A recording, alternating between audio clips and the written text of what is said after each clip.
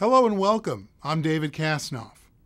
When Michael Crouser picks up a camera, he wants to capture a sense of timelessness.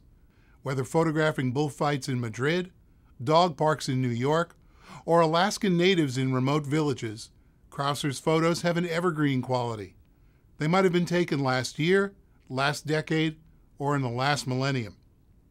Today, Michael talks about how he began photographing these timeless images and how black and white Tri-X film helps capture the look he wants. So here now, a Kodak close-up with Michael Crouser. I visited some friends that were living in Madrid, and they were really into a Hemingway phase of their life, and they were really insisting that I read Death in the Afternoon, and we're going to memorize this glossary, and we're going to get all the, the technical, descriptions of the bullfight down, and then we're going to go to a bullfight, and we're going to really know about it, right? So we did that. We bought a paperback copy of Death in the Afternoon that I still have, and it's completely trashed because it's been on almost every trip with me. And we went to a bullfight in Las Ventas, which is the Plaza de Toros in Madrid, and that was their last bullfight, as far as I know. And I kept going, and I took some pictures that actually have made it all the way into the book. There are several pictures from 1986 in the book still today. One from the first bullfight and a couple from the next two that I went to. Then I was completely captivated by it, not just visually, but sociologically as well. It was something really foreign and intense, and I had never seen anything like it before. There's nothing to compare it to. There's not baseball or ballet or car racing or rodeo, and I like to say that it's kind of half all of those things and one half something that you've never seen before. At that point, I was still not quite thinking of it as a series yet. I was thinking of it as something I was kind of interested in. And again, I was probably 25, 26 years old at the time, just starting out as a professional photographer, but wanted something to do on my own, something that was self-directed, that wasn't, art-directed or an assignment or anything that I had to tweak or change to fit somebody else's idea of a picture that they liked. And so we took this crazy train trip through Spain, and shooting rubber bands at the rats in the vents to keep them away from us at night, and it was quite an adventure. Not knowing much about bullfighting when I started, it gave me an advantage because all of the journalists shoot from the same place, just like they do at a football game or a car race or anything. They're all down in what's called the callejon, which is like the corridor around the bullfight, around the bull ring, sorry. And they all shoot from the same place, and so their perspective is all the same.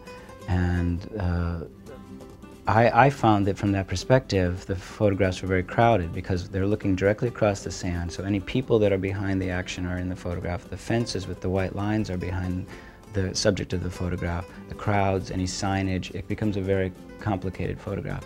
So by just going as sort of a tourist without a lot of connections, I was sitting 5, 6 rows up. I was buying the best tickets I could afford, but shooting down into the sand, and the sand gave me a more neutral backdrop, and the fact that I was using 300 and 600 millimeter lenses compressed everything to the point that it didn't really look as though I were on top necessarily. It flattened everything out, but I got this wonderful, sometimes the arc of the ring, but mostly just the sand, which makes it a really good backdrop for the action that you're seeing.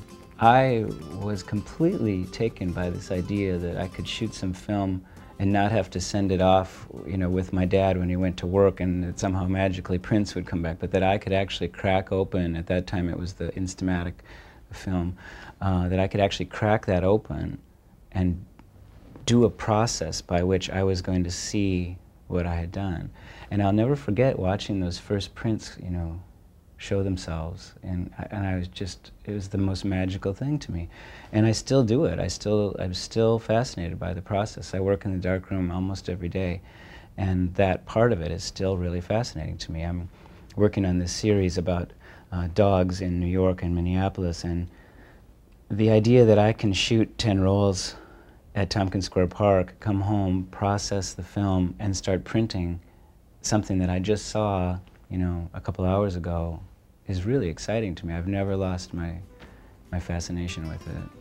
what I noticed about the aesthetic of the bullfights was that it hadn't changed a lot in the last 100 years. I mean, since the dawn of photography, there has been bullfight photography, and so there are a lot of photographs to look at from the early days of photography, and the aesthetic itself has remained pretty much the same. I mean, the outfits have changed a little, but still in most bull rings you don't see any scoreboard, there's no loudspeaker, there's no instant replay, there's no corporate signage in the arena, and I found that very appealing, and I started to see that in some of my photographs a timeless quality, a timeless aesthetic that you could compare to photographs of before. And I wasn't trying to make old-fashioned photographs, but photographs without time, photographs that didn't suggest popular culture or the 1980s or the 1990s or 2000. I don't try to spin this subject in any particular political direction. So what I'm showing is what you see. And I have a feeling that some people will find this book a romanticizing of the subject, but I really don't think it is. It's romantic enough. It's just showing it. And so what I think that they'll see is perhaps that there's a beauty to it that they didn't expect. I mean, I show a lot of the brutality of it as well, and I'm not somebody that pretends it's not brutal, it simply is.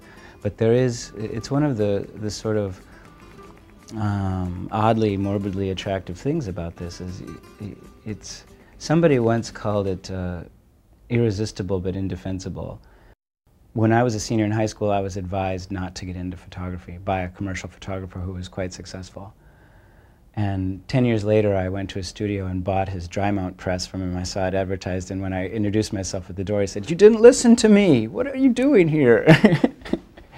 And so, you know, I would never tell somebody not to do it, not to become a photographer, because if it's in you, I don't really think you can help it, you know. But it's not a simple life. It's not all, you know, that easy to make a living as a photographer. But you know, if it's in you and you have to do it. And so Tri-X to me is like, it's like comfortable jeans or something. It's like your clothes. It's like the house that you live in, you know where you could walk around it with your eyes closed. And that's kind of how I feel about Tri-X film. I just know it so well, and I'm thrilled to keep using it. It's great that it's here for me and it's not going away. As far as I understand from talking to the people at Kodak, they're still really behind black and white and really behind black and white photography. Yeah, but it's what I love to do. I mean, it's kind of like some people like to go to the gym, like you said. You know, I like to take pictures, and it's a real education for me, all these projects. I mean, I have this this curiosity about the world that only seems to be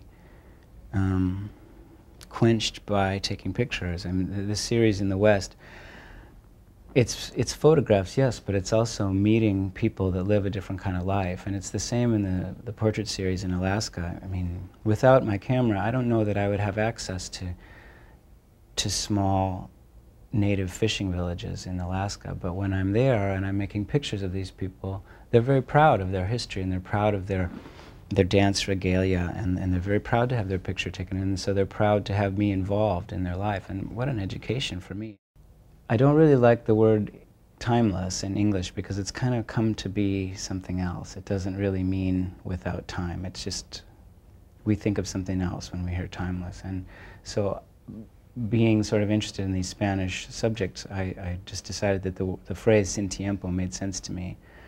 And we'll see, maybe someday it'll be a full-blown series.